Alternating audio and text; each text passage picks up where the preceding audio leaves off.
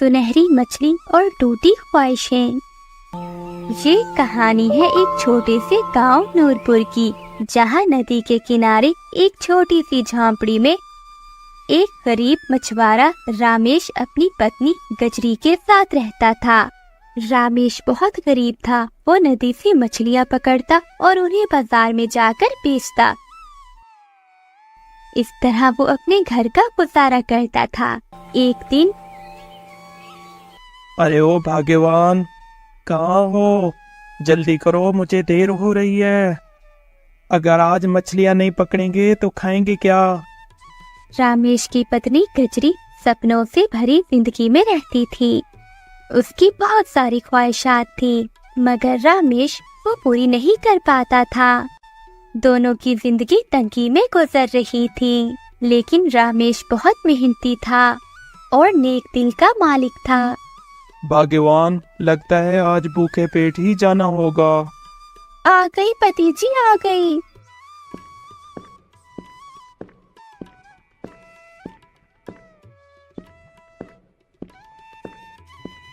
आज खाना बनाने में थोड़ी देर हो गई। पहले आप खाना खा ले, बाद में जाना मछलियाँ पकड़ने।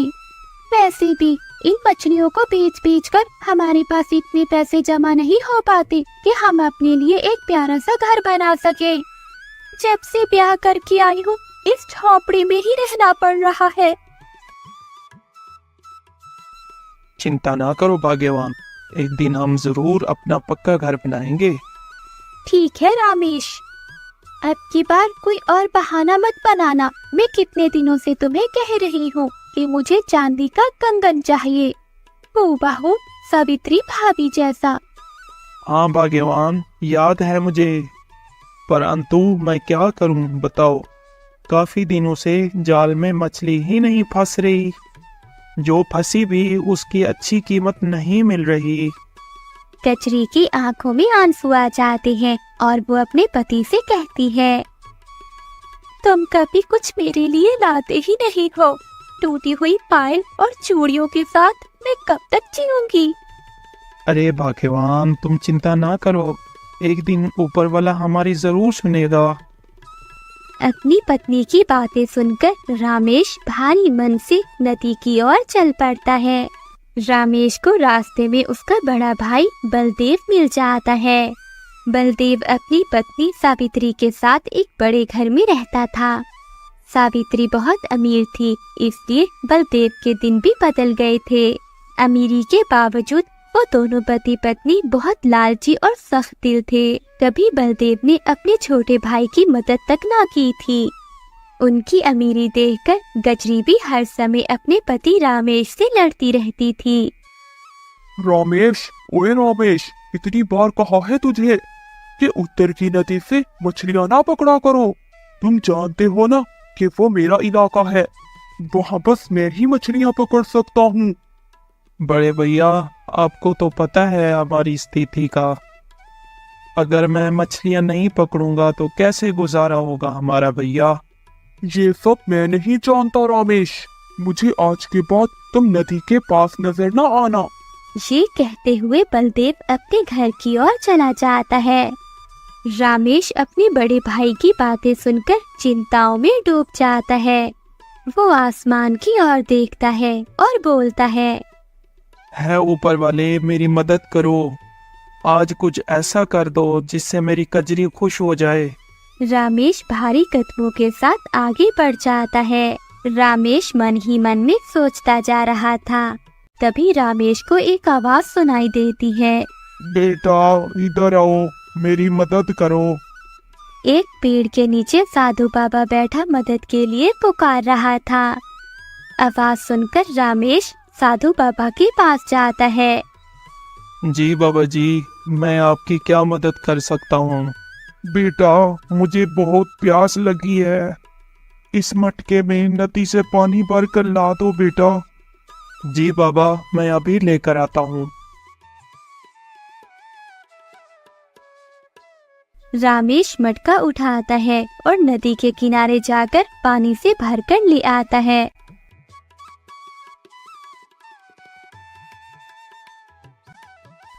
बेटा, तुम्हारा बहुत बहुत धन्यवाद। तुम बहुत अच्छे और नेक दिल इंसान हो। मांगो, तुम क्या मांगते हो? बेटे, मैं तुम्हारी इच्छा पूरी करूंगा। नहीं नहीं बाबा, मुझे कुछ नहीं चाहिए। मैं मेहनत करके कमाना चाहता हूँ, परंतु आज मैं बहुत दुखी हूँ बाबा। जिस नदी से मैं मछलियाँ पकड़ता था, मेरे बड़े भाई ने वहां जाने से रोक दिया है। इसलिए मैं बहुत चिंतित हूँ कि मेरे घर का गुजारा कैसे चलेगा। साधु बाबा रमेश की बातें सुनकर कहते हैं, बेटा, तुम चिंता ना करो, सीधा चलते जाओ। जंगल में तुम्हें एक नदी मिलेगी। उस नदी में ढेर सारी मछलियां हैं। तुम वहीं जाओ, तुम्हारी सारी चिंताएं दूर हो जाएंगी। साधु बाबा की ये बातें सुनकर रामेश को कुछ हौसला होता है। वो बाबा का धन्यवाद करता है और जंगल की ओर चल पड़ता है।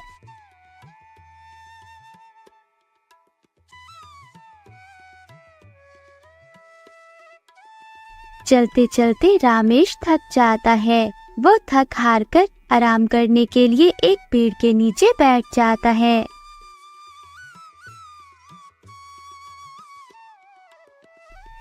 इस पेड़ की तो ठंडी छांव है, थोड़ी देर यहीं आराम कर लेता हूँ, फिर आगे नदी की ओर जाऊंगा। रामेश बड़े पेड़ की घनी छांव में बैठ जाता है और देखते ही देखते उसकी आंख लग जाती है और वो सो जाता है। कचरी मटका लेकर नदी से पानी भरने के लिए जा रही थी। वही सावित्री अपने घर के बाहर खड़ी हुई कचरी को जाता हुआ देख रही थी। कचरी, अरे ओ कचरी, इधर आ, मेरी बात सुन। कचरी सावित्री की आवाज सुनकर उसके पास जाती है। जी भाभी, क्या बात है? अरे कचरी, जरा ये हार तो देख, तेरे बड़े भैया लाए हैं मेरे लिए। हार देखकर कचरी मन ही मन में सोचने लगती है, अरे पापा, कितना सुंदर है ये हार। एक मेरा पति है जो मुझे चांदी का कंगन तक नहीं लेकर दे सकता, और बड़े भाई साहब आए दिन सावित्री भाभी को महंगे महंगे गहने लेकर देते हैं। अरे कचरी, किन सोचों में पड़ गई है? अरे नहीं नहीं भाभी, कुछ नहीं। आपका हार तो सच में बहुत सुंदर है। भला भाभी, आप जैसी किस्मत मेरी कहाँ। ऊपर से रामेश का काम भी मंदा चल रहा है। कचरी, मैं तो कहती हूँ कि तू लोगों के घरों में काम करने लग जा। 2 पैसे तू कमाएगी और 2 पैसे तेरा पति। तेरे घर का गुजारा अच्छे से चलने लगेगा। भाभी, कितनी बार कहा है रामेश से, मगर वो है कि मेरी सुनता ही नहीं। वो नहीं चाहता कि मैं कहीं काम करूं। अच्छा भाभी, मैं चलती हूँ, मुझे रामेश के लिए खाना भी बनाना है। ऐसा कहते हुए गजरी वहाँ से चली जाती है। रामेश गहरी नींद में सोया हुआ था, तभी उसके कानों में आवाज आती है। रामेश नींद से जाग जाता है। अरे, ये आवाज कहाँ से आ रही है? तभी रामेश देखता है कि पास के पेड़ के नीचे एक चिड़िया का घोंसला नीचे गिरा पड़ा है, जिसमें चिड़िया के 2 छोटे छोटे बच्चे हैं और उसी घोंसले के पास चिड़िया बैठी हुई थी। मानो यूं लग रहा था जैसे वो चिड़िया मदद के लिए पुकार रही हो। रामेश वहाँ जाता है। ओहो, ये बेचारी चिड़िया का घोंसला कैसे नीचे गिर गया? लगता है ये चिड़िया अपने बच्चों के लिए रो रही है। मैं इसकी मदद कर देता हूँ। रामेश चिड़िया का घोंसला उठाकर फिर से पेड़ के ऊपर रख देता है। चिड़िया भी खुश होकर अपने घोंसले में जाकर बैठ जाती है। ए इंसान, तुम्हारा बहुत बहुत धन्यवाद। चिड़िया की आवाज सुनकर रामेश चौंक सा जाता है। अरे, ये मैं क्या सुन रहा हूँ? क्या सच में चिड़िया बोल रही है? हाँ इंसान, तुम ठीक सुन रहे हो। मैं बोल सकती हूँ। तुम बहुत नेक दिल हो और एक अच्छे इंसान। तुमने मेरी मदद की। अगर तुम्हें कभी मदद की जरूरत हो तो मुझे जरूर याद करना। ऊपर वाला तुम्हारा भला करे। रामेश अपने आप से कहता है। साधु बाबा का बताया हुआ ये जंगल रहस्य भरा है। रामेश नदी की ओर बढ़ जाता है। कुछ देर बाद वो जंगल के बीचों बीच एक नदी पर पहुंचता है। लगता है ये वही नदी है जो साधु बाबा ने बताई थी। रामेश नदी को देखकर बहुत खुश होता है। वो मछलियाँ पकड़ने के लिए जाल नदी में फेंकता है। थोड़ी देर इंतजार करने के बाद वो जाल नदी से बाहर निकालता है, परंतु वो देखता है कि जाल में एक भी मछली नहीं थी। ये क्या, जाल में तो एक मछली भी नहीं फंसी। कोई बात नहीं, मैं फिर से कोशिश करता हूँ। ये कहते हुए रामेश फिर से जाल नदी में फेंकता है। थोड़ी देर इंतजार करने के बाद वो जाल को नदी से बाहर निकालता है, मगर इस बार भी वो बहुत हैरान था क्योंकि जाल में एक भी मछली नहीं फंसी थी। अरे ऊपर वाले, ये क्या हो रहा है मेरे साथ? साधु बाबा ने तो मुझे बताया था यहाँ मुझे ढेरों मछलियाँ मिलेंगी, परंतु यहाँ तो एक मछली भी नहीं है। रामेश बहुत मेहनती इंसान था। वो मेहनत करने से कभी भी नहीं थकता था। मेहनती होने के बावजूद वो एक बहुत अच्छा दिल रखता था। वो हिम्मत नहीं हारता। वो फिर से कोशिश करने की सोचता है। अरे ऊपर वाले, मेरी मदद कर, मेरी कजरी के लिए। इस बार मुझे खाली हाथ ना लौटाना। रामेश तीसरी बार फिर से जाल नदी में फेंकता है। थोड़ी देर के बाद जब वो जाल नदी से बाहर निकालता है तो वो देखकर हैरान हो जाता है, क्योंकि इस बार जाल में एक सुनहरी मछली फंसी थी। अरे वाह, ये तो सुनहरी मछली है। इसे बेचकर मैं कजरी के सारे सपने पूरे कर सकता हूँ। जैसे ही रामेश जाल को नदी से बाहर निकालने लगता है तो सुनहरी मछली बोलने लगी। मुझे छोड़ दो रामेश, मुझे छोड़ दो। मछली को बात करता हुआ देखकर रामेश हैरान हो जाता है। क्या क्या तुम बोल रही हो? मैं कैसे यकीन कर लूं कि एक मछली भी बोल सकती है? मैं कोई आम मछली नहीं बल्कि एक चमत्कारी मछली हूँ। अगर तुम मुझे छोड़ दोगे तो मैं तुम्हारी दोस्त बन जाऊंगी। मैं कैसे यकीन कर लूं तुम पर? अगर मैंने तुम्हें छोड़ दिया तुम तो भाग जाओगी। नहीं नहीं, मैं ऐसा नहीं करूंगी। मैं एक चमत्कारी मछली हूँ, तुम मेरा विश्वास करो। अगर मुझे तुम छोड़ दोगे तो तुम जो चाहोगे वो पाओगे। सुनहरी मछली दर्द भरी आवाज में रामेश से कहती है। मैं एक जादू की मछली हूँ। अगर तुमने मुझे छोड़ दिया तो मैं तुम्हारी हर सच्ची ख्वाहिशें पूरी कर दूंगी। सुनहरी मछली दर्द भरी आवाज में रामेश से कहती है। मैं एक जादू की मछली हूँ। अगर तुमने मुझे छोड़ दिया तो मैं तुम्हारी हर सच्ची ख्वाहिशें पूरी कर दूंगी। रामेश उलझन में पड़ जाता है। सुनहरी मछली, मैं बहुत उलझन में हूँ। अगर मैं तुम्हें बेच देता हूँ तो मुझे ढेर सारे पैसे मिलेंगे। उन पैसों से मैं अपनी कजरी की सारी ख्वाहिशें पूरी कर सकता हूँ और मैं अपनी कजरी के लिए चांदी का कंगन भी ले सकूंगा। रामेश को अब कुछ भी समझ में नहीं आ रहा था कि वो क्या करे। अगर वो मछली को छोड़ देता है तो वो अपनी पत्नी की ख्वाहिशात को कभी भी पूरा नहीं कर सकेगा।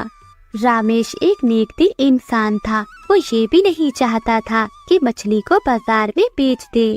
काफी देर तक वो इस बारे में सोचता रहता है। मछली की आंखों में आंसू थे। ये देखकर रामेश का दिल पिघल जाता है।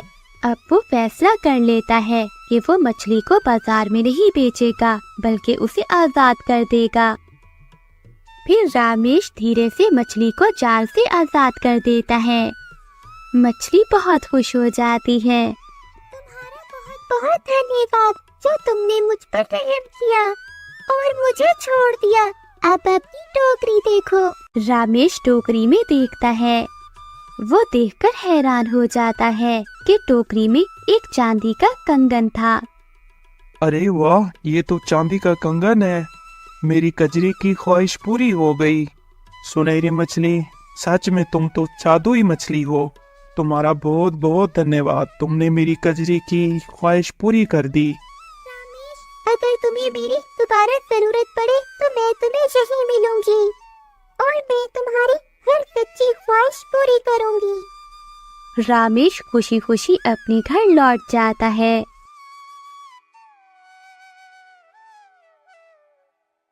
भाग्यवान, जल्दी आओ।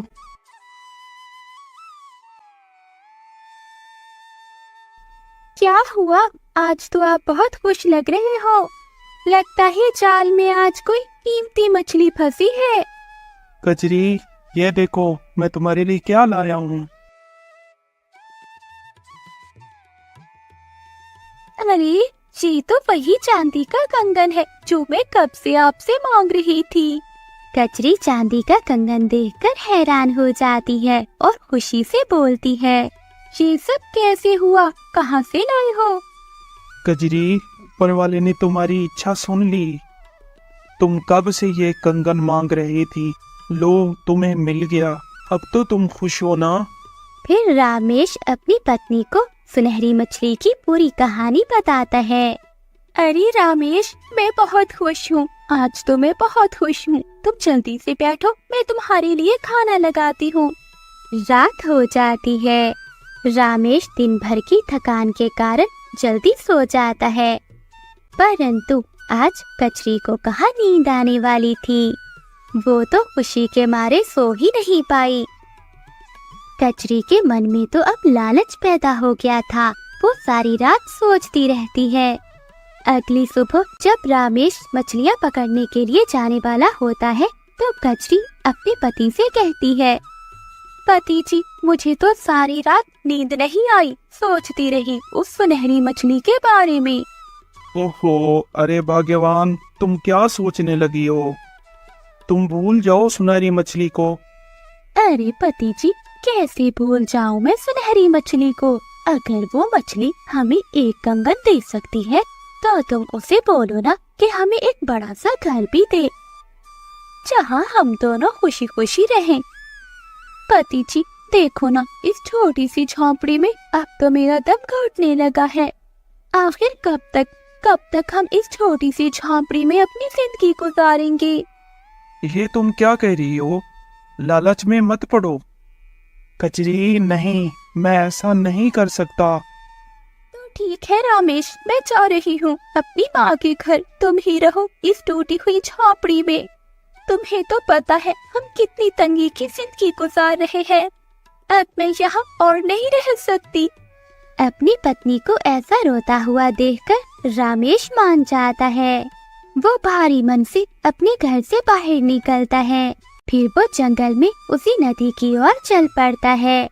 वो अपने मन ही मन में सोचता जाता है, मैं ऐसा नहीं करना चाहता, पर मैं क्या करूं, मजबूर हूं। मैं अपनी कजरी से बहुत प्यार करता हूं। मैं उसके बिना रह नहीं सकता। फिर रामेश नदी पर पहुंच जाता है। वो सुनहरी मछली को बुलाता है। सुनहरी मछली, तुम कहाँ हो? रामेश की आवाज सुनकर सुनहरी मछली पानी के ऊपर आती है। अरे रामेश, तुम आ गए। क्या हुआ? क्या मेरी कोई मदद चाहिए? हाँ सुनहरी मछली, मैं अपनी कचरी के लिए एक घर मांगने आया हूँ। मेरी टूटी हुई झोपड़ी को एक सुंदर सा घर बना दो। ठीक है रामेश, तुम्हारी झोंपड़ी अब एक सुंदर घर बन गई है। सुनहरी मछली, तुम्हारा बहुत बहुत धन्यवाद। मैं ये सब अपनी कजरी के लिए कर रहा हूँ। रामेश अपने घर जाता है। वो जाकर देखता है तो उसकी छोटी सी झोंपड़ी एक बड़े घर में बदल चुकी थी। रामेश की पत्नी अब बहुत खुश थी। अरे कचरी, क्या हुआ? तेरे तो दिन ही बदल गए। अब तो तू मेरे घर भी नहीं आती। अरे वो क्या है ना भाभी, मेरा अपना घर ही इतना सुंदर है कि कहीं जाने को मन ही नहीं करता। अच्छा, भला मुझे ये तो बता, कल तक तो रामेश के जाल में मछलियाँ नहीं फंसती थी और आज उसने इतना बड़ा घर कैसे बना लिया? भाभी, ये तो सब किस्मत का खेल है। ऊपर वाला जिसे चाहे दे और जिसे चाहे छीन ले। कचरी वहाँ से चली जाती है। अरे तेवर देखो इसके, कल तक तो ये भीख मांग रही थी, आज ऐसा क्या हुआ? ये मुझे ही चार बातें सुना कर गई है। पता तो लगाना ही होगा। सावित्री अपने घर जाती है। वो अपने पति बलदेव से कहती है, अरे सारा दिन यही लेटे ही रहोगे, जरा बाहर भी देखो कि हमारे गांव में क्या हो रहा है। अरे क्या हुआ भाग्यवान, क्यों इतना शोर मचा रही हो? शोर क्यों ना मचाऊं, जरा बाहर तो जाकर देखो अपने भाई का घर। उसने चंद ही दिनों में हमसे अच्छा घर बना लिया है। तुम ही ने मछलियां पकड़ने दी होंगी। नहीं नहीं भाग्यवान, मैंने तो उसे कल ही साफ साफ मना कर दिया था कि मेरी नदी से मछलियां ना पकड़ा करे, और ना ही मैंने उसे जाते हुए देखा है। तुम चिंता नहीं करो, मैं देखता हूँ सब।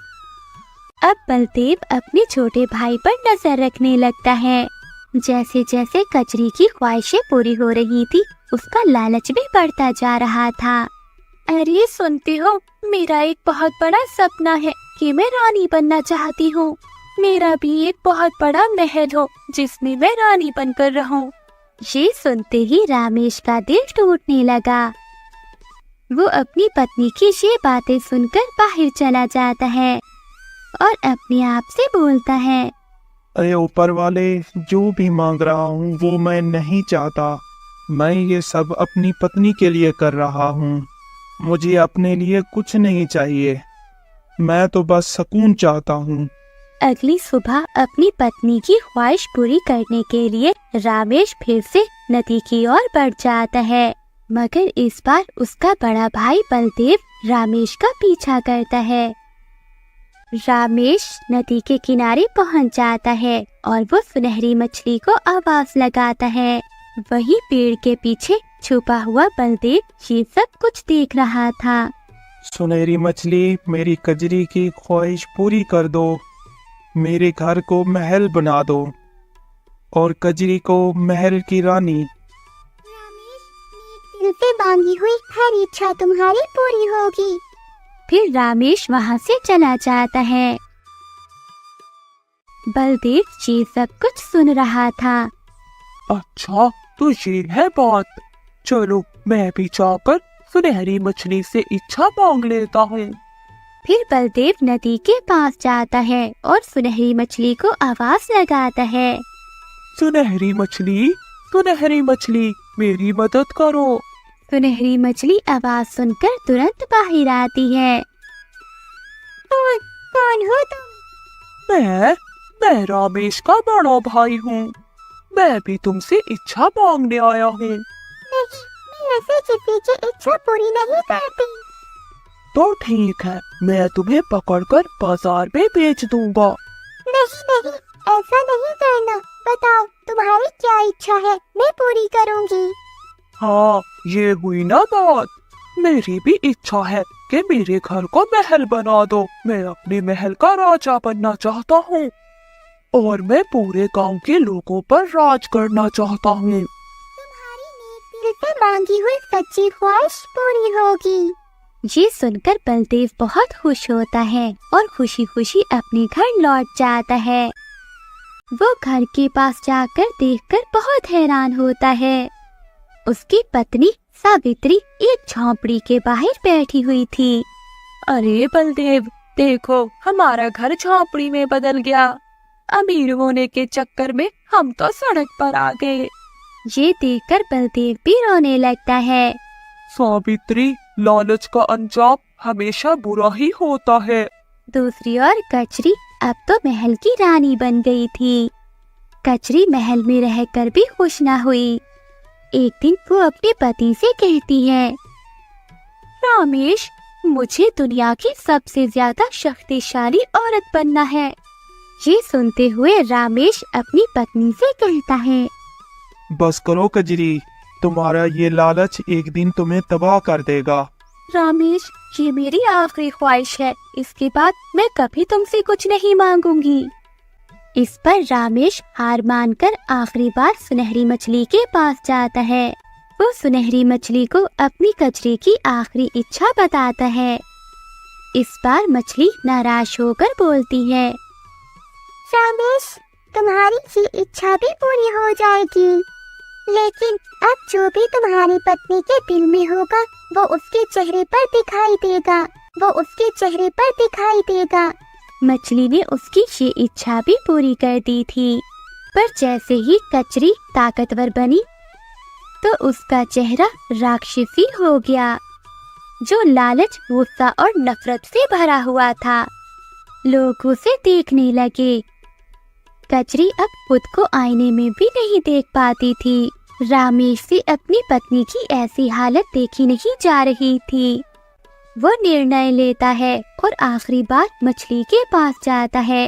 इस बार रामेश रोते हुए मछली से बोलता है, आज तक मैंने अपने लिए कुछ नहीं मांगा, परंतु आज मैं मांगता हूँ, मेरी कजरी को वापस वैसा ही बना दो जैसे वो पहले थी। रामेश की ये बातें सुनकर मछली भी भावनाओं से भर जाती है। अब जब तुमने अपने लिए कुछ मांगा ही है तो मैं उसे पूरा करूंगी। तुम्हारी इच्छा पूरी हुई। इस बार जब रामेश घर जाता है तो कचरी का चेहरा बिल्कुल ठीक हो चुका था। वो फिर से पहले जैसी ही बन गई थी, जो अपने पति से सच्चा प्यार करती थी और जो सादगी में भी मुस्कुराती थी। अब दोनों का जीवन बहुत खुशियों भरा हो गया था। वहीं दूसरी ओर बलदेव का घर भी फिर से वैसा ही बन गया था। बलदेव और उसकी पत्नी भी छोटे भाई से माफी मांगते हैं। अब दोनों पति पत्नी उसी पुरानी झोंपड़ी में एक सादा जिंदगी गुजारते हैं। न कंगन, न महल, न ताज, बस एक दूसरे के साथ और संतोष। कचरी मुस्कुराते हुए रामेश से कहती है, अब मैं कुछ नहीं कहूँगी पति जी, बस अब आप हैं और आपकी ये मछलियाँ और ये छोटी सी झोंपड़ी हमारे लिए इतना ही काफी है। इस तरह वो दोनों पति पत्नी खुशी का जीवन गुजारने लगते हैं। सीख: लालच जितना बढ़ाओगे आत्मा उतनी ही खाली होती जाएगी। संतोष सबसे बड़ा वरदान है और प्यार सबसे बड़ा जादू।